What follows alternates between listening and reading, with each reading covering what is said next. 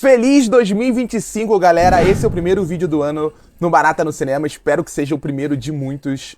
E se vocês estiverem aqui, deixando like, comentando, compartilhando, com certeza eu vou fazer mais vídeos e listas como a de hoje. Uma lista com 8 filmes que chegaram no Prime Video em 2024 e vocês vão querer assistir. Filmes que talvez não ganharam a devida atenção, talvez você não tenha visto. E eu acho que com certeza você vai querer ver. Antes de começar o vídeo, não esquece de seguir o Barata no Cinema, de deixar o like. E se você gostar no final, você compartilha com os amigos. Vamos já. Então, vamos começar. E olha, vou começar por um filme que me impactou muito. A meia hora final desse filme é pesada. O nome dele, ó, é A Virgem Vermelha. Esse é um filme true crime espanhol, baseado na história, você provavelmente não conhece, eu também não conhecia, de Hildegard Rodrigues, uma jovem de 16 anos que antes de chegar à maioridade já estava escrevendo ensaios sobre a liberdade feminina na Espanha dos anos 30, e ela foi criada pela mãe para ser essa mulher independente e empoderada que iria mudar a realidade de outras mulheres, só que a relação entre mãe e filha logo descamba, é uma relação extremamente controladora por parte da mãe.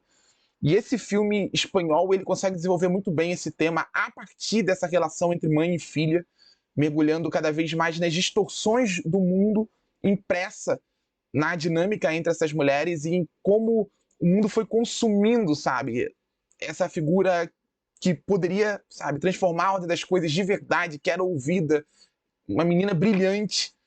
E, como eu disse, a meia hora final de A Virgem Vermelha é dilacerante, dilacerante. Recomendo muito que vocês vejam. O segundo filme, esse filme aqui é muito comovente. Eu simplesmente adorei. A Grande Fuga. Foi um filme lançado assim, meio passou rapidamente pelos cinemas.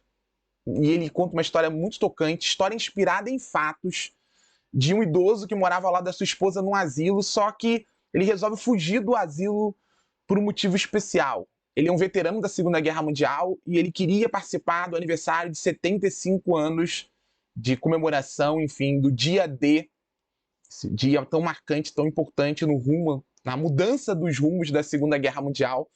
E o que eu adoro nesse filme é como ele pega essa história que aparentemente é agridoce, familiar, e em algum nível ela é, mas ele usa essa história para falar sobre as memórias dolorosas nunca cicatrizadas. É um filme lindíssimo, com grandes atuações, o Michael Caine está brilhante, e inclusive é um pouco triste isso, né? Porque a gigante atriz Glenda Jackson, ela faleceu meses depois do final das filmagens, e é um pouco triste porque, né, você vê, e eu acho até bonito, dois atores no final das suas vidas tendo que lidar com envelhecer e personificando isso em tela para contar outras histórias. É muito tocante. A Grande Fuga, se você não viu, veja. E já que nós estamos falando nesse tema aí relacionado ao envelhecer, a Segunda Guerra Mundial, esse aqui eu acho que é um pouco mais conhecido, muita gente viu, principalmente depois que ele chegou no Prime Video. Sempre que eu falo sobre esse filme nas outras redes, o vídeo viraliza, porque a galera adora esse filme. Então, se você não viu Uma Vida, a história de Nicholas Winton, se prepare, porque esse é um filme realmente tocante.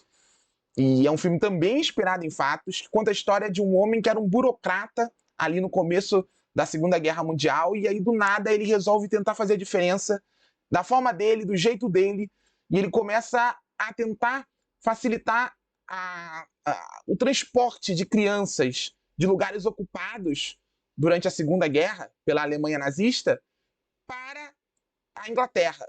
E essa história, ela é lindíssima, porque ela é narrada a partir da perspectiva do já envelhecido Nicholas Winton, que é vivido pelo magnífico Anthony Hopkins. E, assim, é comovente como esse filme, ele também lembra ou fala sobre a importância do lembrar, porque sob a perspectiva desse homem envelhecido e esquecido, que no passado salvou 669 crianças, mas no presente estava ali meio que esquecido pelo tempo, sem grande função. Ele começa a tentar encontrar essas crianças, ele começa a tentar recuperar arquivos desse período E é bonito como esse filme associa o envelhecer a isso, né? Envelhecer a essa luta para ser lembrado, essa luta para defender memórias. E as memórias aqui, nesse caso, dizem muito sobre o mundo e sobre uma história que insiste em se reescrever. Então esse filme é muito tocante, com momentos assim maravilhosos. Tem uma cena lá no final que é muito comovente. Se você não viu, veja. Agora, se você quer dar uma chance a um filme de comédia, pra mim uma comédia muito subestimada, muita gente não gosta desse filme e eu nunca vou entender por quê. Você tem que ver O Dublê, filme estrelado, olha os atores, né? Ryan Gosling e a Emily Blunt. E esse filme ele é maravilhoso em vários aspectos pra mim, porque ele é engraçado pra caramba. O Ryan Gosling, ele sabe fazer esses personagens, esse humor meio que é autodepreciativo. Ele já tinha feito isso muito bem em Dois Caras Legais, em que ele vive um detetive que é um pior detetive, sabe? É um cara absolutamente tem toda aquela questão da aparência, mas na verdade ele é todo atrapalhado, desastrado. Aqui ele vive um dublê que é o dublê, sabe, mais fantástico do mundo, mas ao mesmo tempo é um homem em crise após sofrer um acidente. E aí ele é contratado para trabalhar no set da ex-namorada, que agora é diretora de um filme, um grande blockbuster. E, obviamente, existem segundas intenções por trás dessa tentativa de reaproximação. E o filme, ele, além de ser um filme muito engraçado, com uma investigação, com um mistério assim bem típico dessas comédias de ação atuais, super adrenalizadas, ele é um filme que fala muito sobre cinema. E ele é dirigido por um cineasta que todo mundo gosta, acho que muita gente gosta dos filmes dele, que é o David Leitch, que fez foi ali um ex-dublê que fez o primeiro filme do John Wick, né? E depois ele conseguiu ir fazendo outros filmes de ação. Se eu não me engano, vou até ver aqui, ó, no Prime Video, deixa eu ver quais filmes dele tem no Prime Video, ó. Tem o Trem Bala, que é dele, ó, o John Wick é dele, o Trem Bala é dele também. Eu nem sou tão fã assim do Trem Bala, mas o John Wick é um baita filme, e o segundo especial é maravilhoso, o John Wick. E, assim, o dublê me divertiu muito, porque é um filme engraçado, é um filme com algo a dizer. Ele, como um ex-dublê, o diretor, ele tá sempre fazendo piada, não só com a profissão, mas com o rumo da indústria, sabe? Com... É, o vilão desse filme é um astro do cinema de ação, sabe? É um dos vilões do filme. Pô, eu acho isso maravilhoso, porque imagina, o dublê que durante muito tempo teve que lidar com as vaidades desses atores que basicamente não fazem cenas de ação, mas colhem os frutos dos grandes filmes de ação. E, enfim, tá tudo aqui. O dublê eu acho bem engraçado, bem inteligente, filme visualmente colorido, bonito, empolgante. Eu adoro filmes como esse, recomendo muito. Esse filme aqui, ele é muito subestimado. Muito subestimado. Muita gente nem viu, inclusive, que ele chegou, passou pelos cinemas, e ele chegou no final do ano no Prime Video. Quer dizer, também muita gente não viu no Prime Video esse filme chamado Clube dos Vândalos, que é um filme baseado num livro inspirado numa história real. E esse filme, de um diretor que eu adoro, deixa eu ver se tem outro filme dele aqui no Prime Video. Jeff Nichols, eu acho que não tem nenhum filme dele no Prime Video, infelizmente. Aqui, ó. O Abrigo não tá no Prime Video, mas tá para alugar, né, para compra só. Esse filme é maravilhoso, um thriller psicológico brilhante. Loving, esse tem na Netflix. É um romance assim precioso, inspirado em fatos. E ó, tem um outro filme dele aqui também que eu gosto muito, Destino Especial, que é um sci-fi com uma história de paternidade que fala muito sobre religião também, que é maravilhoso, bem estiloso, bem assim, sabe aquele filme com uma energia cult que não ganhou o devido valor? Recomendo muito. Mas o meu assunto aqui hoje é Clube dos Vândalos, que é um filme assim muito inteligente ao desmistificar essa imagem do motoqueiro americano, sabe o motoqueiro americano? Easy Rider, Sem Destino, Born to be Rider, aquela coisa do símbolo de liberdade contracultural dos Estados Unidos. O Jeff Nichols, de forma muito corajosa, ele vai contra, por exemplo, séries como Sons of Anarchy, ele mergulha na intimidade de um grupo desses motoqueiros meio rebeldes, sem causa e tal. E, na verdade, ele enxerga que não existia rebeldia ou falta de causas. E, na verdade, existia falta de perspectivas. São pessoas que, por trás da aparência, da fachada, assim, escondem medos, inseguranças, a dificuldade em pertencer ao mundo em transformação, os Estados Unidos em transformação ali por volta dos anos 60, anos 70, né? Transformação social em que esse homem branco, que era exaltado, começou a perder espaço ali também no contexto da Guerra do Vietnã. Eu acho que esse filme ele é brilhante no que ele se propõe. É um filme que ele se liberta de algumas convenções narrativas, aquela coisa assim de uma história com começo, meio e fim. É um filme que ele tem uma energia meio documental, mas ao mesmo tempo ele não é um documentário, ele é muito cinematograficamente pensado para construir esses arcos dramáticos relacionados ao vazio, e é um romance que é estrelado pelo Austin Butler e pela Jodie Comer. Eu vou falar, acho que talvez em breve, sobre esse filme aqui, que eu acho que ele merece um vídeo especial só sobre ele. Um filme muito interessante, muito inteligente e que, embora tenha algum... nessa de se preocupar muito em demolir as fachadas, ele acaba ficando um pouco na superfície dos personagens. Ele consegue tecer um comentário provocante, para dizer o mínimo, sobre esse símbolo vazio de uns Estados Unidos em transformação. O símbolo dos motoqueiros selvagens, rebeldes, enfim, e que na verdade só eram seres humanos ali, homens em especial, bem frustrados com as suas vidas. Clube dos Vândalos está disponível no Prime Video. E agora eu vou falar sobre um outro filme que chegou no Brasil assim na surdina. E, poxa, esse filme aqui, ele foi para Cannes, ele teve no Festival de Cannes do ano passado, ele é dirigido pelo brasileiro Karim Ainous, e ele, infelizmente, não ganhou o devido status, ou merecido status. Eu tô falando de O Jogo da Rainha. E esse filme, ele é maravilhoso, porque ele é baseado num livro, e ao mesmo tempo ele é inspirado em fatos, então ele se liberta de alguns fatos para defender um ponto relacionado à figura da rainha Catherine Parr, que é vivida pela Alicia Vikander, que foi uma regente muito à frente do seu tempo, que era casada com o rei Henrique VIII, que era um homem conhecido meio que um barba azul, sabe? Ele teve várias esposas, as esposas morriam misteriosamente, e ela foi a última esposa dele, e ela simplesmente, nos fatos, na história real da coisa, ela teve uma forte influência sobre a rainha Elizabeth. Não a Elizabeth que a gente viu, a Elizabeth Kate Blanchett, sabe? Dos filmes clássicos. A Elizabeth que se tornou a maior regente da história do Reino Unido. Um ícone que cruzou barreiras, enfim. E ela foi uma figura muito influente.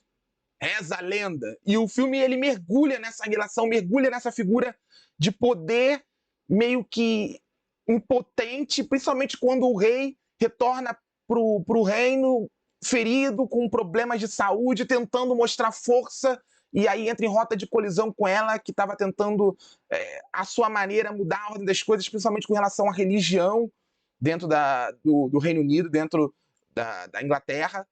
Enfim, e é um filme com uma tensão ali latente entre os dois. O Jude Law, como o rei Henrique VIII, tá assim, assustador aqui, assustador, negócio de louco.